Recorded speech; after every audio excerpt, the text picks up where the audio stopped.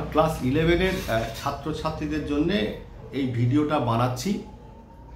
তো এই সাবজেক্টটাকে নিয়ে যে একটা ভিডিও বানাবার হঠাৎ করে প্রয়োজন হয়ে পড়বে আমি চিন্তা করিনি। তার কারণ দীর্ঘ 35 বছর পড়াবার পর বছর দুয়েক এই সাবজেক্টটা পড়ানো থেকে একটা বিরতি নিয়েছিলাম।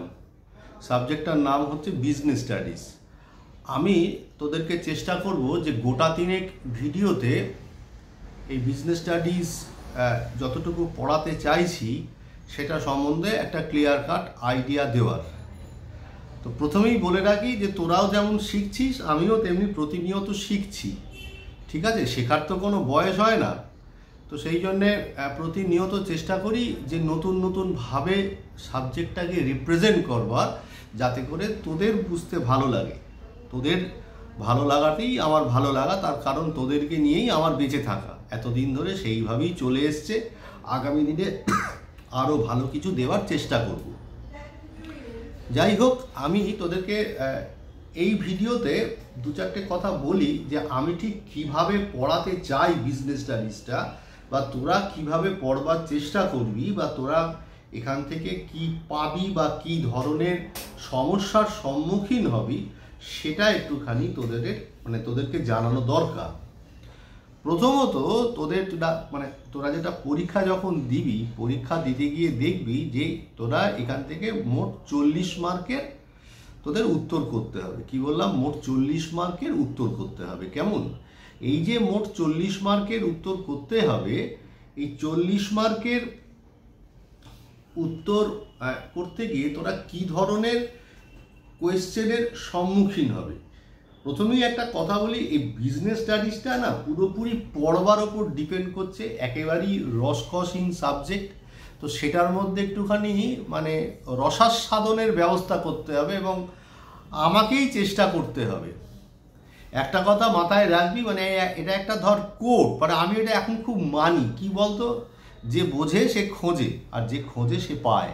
তা তোদের বোঝবার চেষ্টা করতে হবে, তোদের খোঁজবার চেষ্টা করতে হবে। খুঁজলেই আসল স্বাদটা পাবি।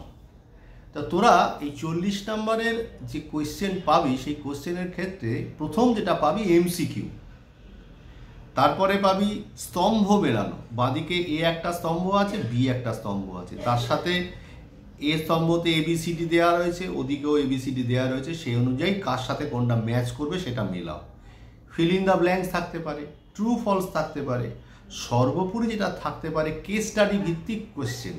কেস স্টাডি ভিত্তিক কোয়েশ্চেন মানে হচ্ছে কি, যে তোকে একটা প্যারাগ্রাফ দিয়ে দিল, প্যারাগ্রাফটা বললো তুমি ভালো করে পড়ো, পড়বার পর সেই প্যারাগ্রাফের বেসিসে তোকে কোয়েশ্চেনগুলো করতে হবে, কোয়েশ্চেনগুলো উত্তর দিতে হবে।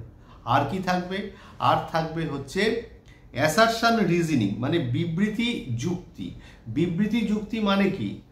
ধর আমি একটা বিবৃতি দিলাম যে এখন তোদের এই ভিডিওটা করে বিজনেস স্টাডিজটা পড়াবো, ঠিক আছে? যুক্তি কি দিলাম? যুক্তি দিলাম যে এইভাবে যদি ভিডিও করে তোদের পড়াই তাহলে সিলেবাসটা খুব তাড়াতাড়ি আমি শেষ করে ফেলতে পারবো এবং এই ভিডিওটা তোদের কাছে থেকে যাবে। তার ফলে তোরা আগামী দিনে এটা দিয়ে উপকৃত হবে। কেমন? তো এই যে আমি যুক্তিটা দিলাম আর ওপরে যেটা বললাম, এই বিবৃতির সঙ্গে যুক্তিটা সঠিক কিনা, ম্যাচ করছে কিনা, এটা বলতে হবে নাম্বার 1। আর নাম্বার 2 হচ্ছে কি, যে বিবৃতির সাথে এই যুক্তিটা যদি ম্যাচ না করে তাহলেও বলতে হবে।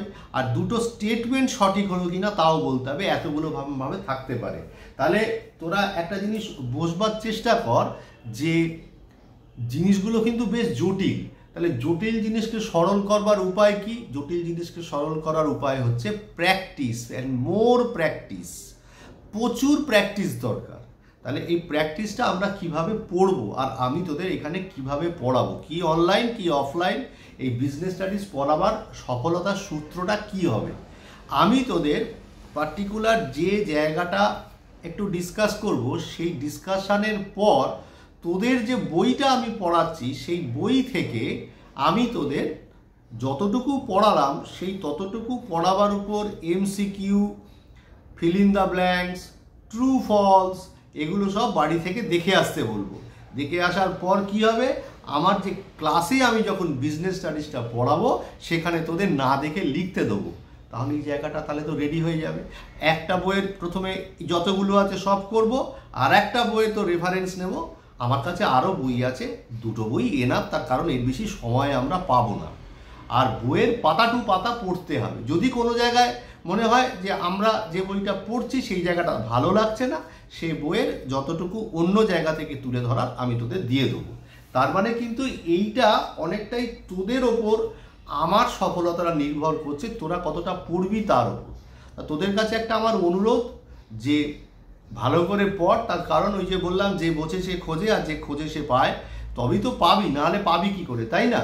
তাহলে আমি আজকে যেটা করব, আমি এরপর পরপর আরও দুটো ভিডিও নিয়ে আসবো। সেই দুটো ভিডিওতে আমি যতটুকু এরিয়া বোঝাবার চেষ্টা করছি সেটুকু তোদের বুঝিয়ে দেবো। বোঝাবার পর আমি তোদেরকে বলবো যে এগুলো বুঝে বাড়িতে পড়বার পর, হ্যাঁ অবশ্যই যদি কোনো সমস্যা থাকে আমি সেটা ক্লাসে আবার সেই সমস্যাকে সমাধান করবার চেষ্টা করব। চেষ্টা করবার পর আমি অনুশীলনী থেকে তোদের যে হোম টাস্কগুলো দেবো সেই হোম টাস্কগুলো করে নিয়ে আসবি।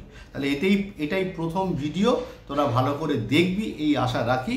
আবার কিছু সময়ের পরে আমি আরেকটা ভিডিও নিয়ে ফিরে আসব। এটা মোটামুটি 6 মিনিট 28 সেকেন্ড হলো।